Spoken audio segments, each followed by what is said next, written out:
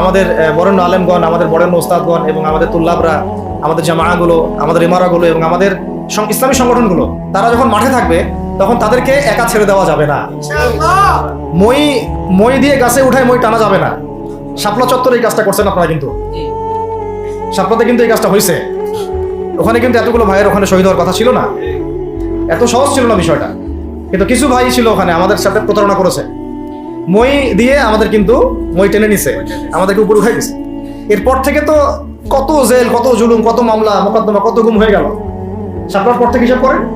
তো এবার এই ভুলগুলো আর করতে যায় না, এই মুনাফিকিগুলো আর কেউ করতে যায় না আল্লাহর ওয়াস্তে। আপনারা ওলামায়ে কেরামদের সাথে থাকেন, হাত শক্ত করেন, মই দিয়ে আবার গাছে উঠায় মই টানে নিয়েন না। আমি কি বুঝতে পারছি? বুঝতে পারি না। অর্থাৎ ওলামায়ে কেরামগণ যখন মাঠে থাকবেন, ইসলামী সংগঠনগুলো যখন মাঠে থাকবে, আপনাদেরকে আমরা পাশে চাই। পাশে পাবো তো ইনশাআল্লাহ। আল্লাহ পাক যেন আমাদের সবার এই আওয়াজকে কবুল করে নেন।